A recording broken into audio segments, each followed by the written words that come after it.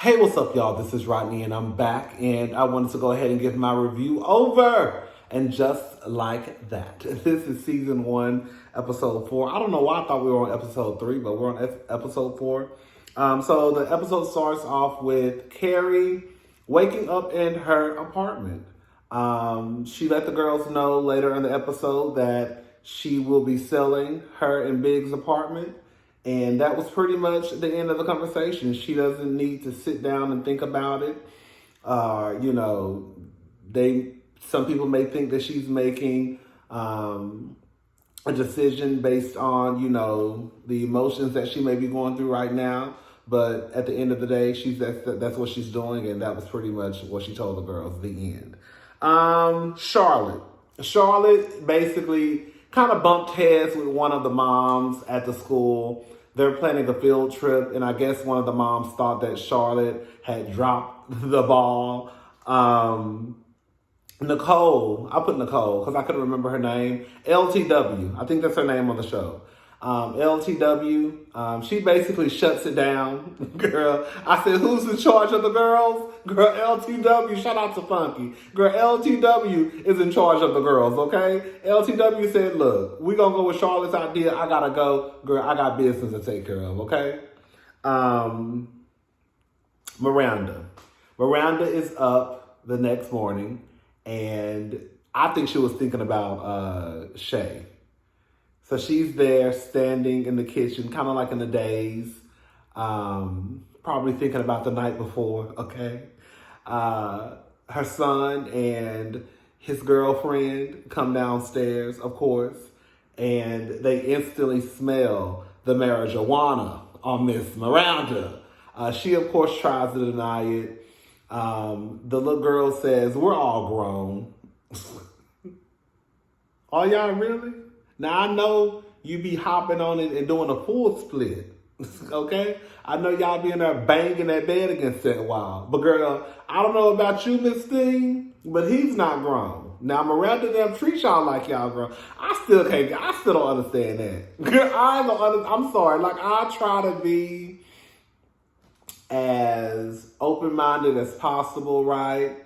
And all that good stuff. But one thing where I think I would draw the line as a parent, like my teenage children are not smashing in my house. And if you are smashing in my house, you're doing it because I'm at work and I don't know nothing about it, okay? You probably gonna have sex because that's something that everybody participates in, okay? But maybe you better go do it in the woods. That's what everybody else did. When I was growing up, they did it in the woods. They did it behind the bleachers. They did it by the tennis court. They did it when their mom and daddy wasn't at home. Anyways, I'm gonna let that go. This is a TV show, and I'm not about to get my nerves worked up over no TV show. So basically, Caroline. That's what the man, what's that called, bodega? Girl, I don't know, it's called a bodega? I don't know what it's called, honey. We call it the corner store. Girl, y'all call it the bodega, I guess, in New York. We call it the convenience store or the corner store. Girl, y'all just be making up stuff. Y'all just want to sound special.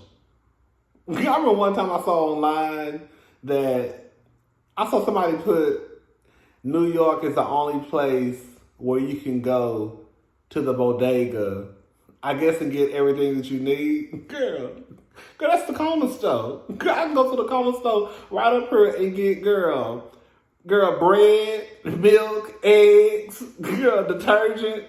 Girl, y'all always want to feel special in New York. Y'all make me sick. Anyways, Caroline, that's what he calls her. Is that short for Carrie? I don't know. Let me say something. Carrie Bradshaw is probably one of, if not the, maybe I'm gassing her up right now, but Carrie be dressing, baby. Carrie Bradshaw be dressing, baby. I don't care what nobody got to say. Baby, Carrie be dressing. I love that whole little get up she had on with the little long, what is it called? Not tutu. Teal, is it called teal? Tulle. I think it's called tulle. I think it's called tulle. She had on the dress, like a skirt with like a sweater and these white boots. You know, it looked like she kind of like threw it on. Baby, that skirt was big. I said, baby, Carrie, yes. Baby, Carrie be dressing. Carrie be dressing. Anyways, girl, she tried to make some coffee at her apartment. Of course, the coffee didn't go the way she wanted to go. So that's how she went to the bodega. She went to the corner store and got some coffee. The realtor comes by. I think her name is Cena or Zena. I couldn't really hear if they were saying C or Z. I'm just going to say Zena. I think it's Cena. I'm going to call her the realtor until we get her name right.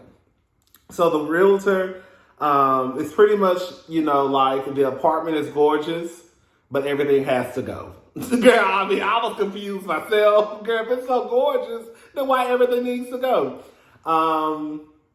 She pretty much made the apartment into like a beige apartment, right? Chloe, they have a meeting at work. You know, Carrie is still working. You know, she participates. She works doing a podcast. And Chloe, I don't know the role of Chloe, but Chloe was a mess. Baby, Chloe came in there all of a sudden, baby. Chloe basically told Carrie, girl, I'm sorry your man died. I'm sorry about it. I'm sorry, girl. But girl, we got work to do. So get your numbers up on your socials. You ain't posted in 3 weeks.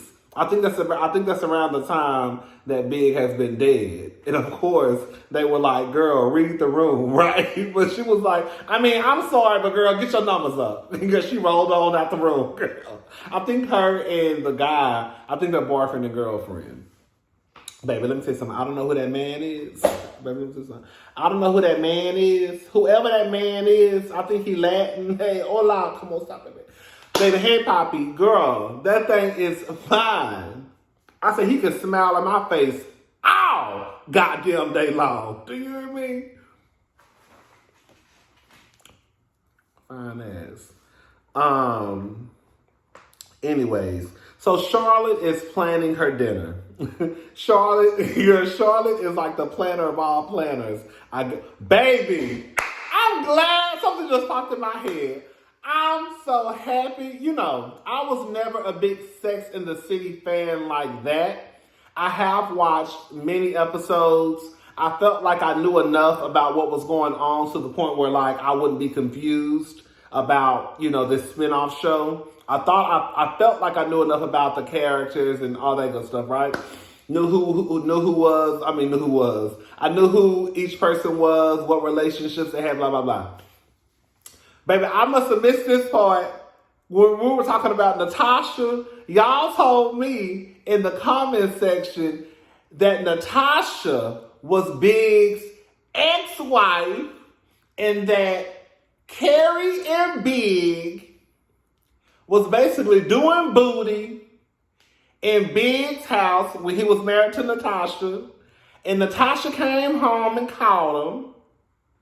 And I guess she was running out to Carrie, and girl, she fell down and broke her mouth. And broke her tooth. Girl, I ain't know all that. Carrie, you would have got your ass whooped messing with me. You done came up, you been harassing me, stalking me. Girl, as far as I'm concerned, you and Big. Okay? That's why he left that woman $1 million. Why y'all acting like y'all don't know why that man left that woman $1 million? They all, not y'all, I'm talking about the people on the show. Why did he leave her some money? Girl, because he probably felt bad. Now it makes sense. That's why he left the money. Because he more than likely felt bad. I cheated on my ex-wife with you in our house. And she broke her tooth. And she was a model. How you going to be a model with a raggedy ass mouth? I don't understand. Girl, you see Tyra made Danny get her gap closed. You think they going to let you on the floor? Let you on the model, on the runway? With a whole tooth missing? I ain't know all that. Carrie, you need your ass whooped and Big need his ass whooped too. May he rest in peace. You stalking this woman going up to her job and you done screwed her man. And well, he done screwed you. Y'all done screwed each other in that lady's bed. And you think she owe you some ounces. Girl. No wonder why she said she was in Rome. Okay? Girl, I would have came out and cussed your ass out in the middle of my office. Anyways, I'd have messed around and got mad. So basically, Charlotte is planning a dinner. And she basically Charlotte is making sure that she has the people there enough to show LTW and her husband that she has a diverse group of friends. She has Carrie, who can talk about the fashion. She has Miranda, who can talk about politics. Then she has the gay couple, right? But then she realized that LTW and her husband were all going to be the only black couple there. So she kind of gets nervous. Later on in the episode, they go to LTW's husband's, I think, birthday party. I think it was his birthday. And they were the only white couple at the party. This is what it comes down to, y'all. I think that it's great if you can have a diverse group of friends. However, I don't think that you should feel bad if all your friends now if you're just the only nigga in a white friend group, then girl, that's a problem. But what I'm saying is, if you are a white person and all your friends are white, okay. If you are Hispanic, all your friends are Hispanic, okay. Baby, all my friends are black. Like, I feel like sometimes that's just the way it goes, right? You know, I have made friends, like, you know, working at my jobs, where, like, one of my old good sisters, he was Hispanic, right? So if I can make friends along the way and you just happen to be black or white, if you happen just to be Hispanic, white, Asian, whatever, and we clicked and we good, right? But I don't think that you should feel bad because your friend group may not be diverse, right? And I don't think that you should try and make your friend group diverse because, girl, I don't know, girl. I'm probably going down a whole rabbit hole, but girl, you're trying to make sure you got some nigga friends in your group. But girl, as soon as the conversations come up that pertains to, you know, to the black community, girl, then you all uncomfortable, you're sweating, girl, you don't know what to say, you're nervous. But anyways, I think that Charlotte, did I say Miranda? Charlotte, I think, handled herself well at the dinner. They were talking about the paintings. You know, LTW's mother-in-law is kind of a bitch, basically. And so they were talking about the paintings. And she basically, Charlotte used to be, she's an expert, I guess, in art. And so she basically was letting the mother-in-law know that these paintings that LTW has picked out is kind of like equivalent to like Beethoven's like sheet music, you know, like it's really an investment. So don't boo-boo on it just because you think, oh, she out here wasting money, or she probably thinks she wasting her son's money. But I think LTW got her own coin, I think. Anyways, so the professor wants to meet up with Miranda. She's basically going through IVF. She doesn't really know she wants to have a baby. You know, she thinks about what if she wakes up one day, she doesn't have a baby. Will she regret it? Miranda basically lets her know, you know, and they talk about, you know, basically being lonely, being a judge. And they were talking about a judge coming home with no kids. I think it was someone who they knew. But Miranda basically said sometimes she wishes she was a judge and she could come home to an empty house, basically. But when she sees her son, you know, she loves her son. So it's just basically like one of those things like, girl, you know, if you want to have kids, but don't think that, you know, girl, don't think you're missing out on something just because you ain't got them. Okay. That's what I thought Miranda was trying to say. If you have them, you're going to love them to death, right? It's going to be good days and bad days. But girl, if you ain't got them, girl, you ain't missing out on shit. I ain't serious. You can have it all. She tells the professor, you can have it all, but sometimes, but it could be effing hard. Stanford, I guess, you know, Stanford, I forgot his real name. I forgot his name in real life. You know, he died like a couple of months ago, I believe. I don't know if they were still shooting the show a couple of months ago or not, but on the show, he has, I don't know if they, again, did I say that right? Girl, I have not been drinking, I swear to God. In real life, he died. The character that plays Stanford. I believe he died like a couple of months ago. I don't know if they were still shooting the show a couple of months ago, or if everything had already been shot. But on the show, they have him moving to Japan. I guess he's managing this new TikTok artist. And also, basically, he wants a divorce from Anthony. So I don't know if this is their way of just like kind of writing his character out or what. But yeah, he's in Japan right now. Basically, the realtor accidentally broke the glass. The picture of Big and Carrie. Carrie felt some type of way about it. I mean, the truth of the matter is, girl, it's just a frame. I understand that sometimes frames may have sentimental value. But, you know, I mean, girl, the picture is still intact, right? But Carrie felt some type of way. She felt like Cena was being insensitive. Cena basically flipped it on her and let her know, girl, you was insensitive.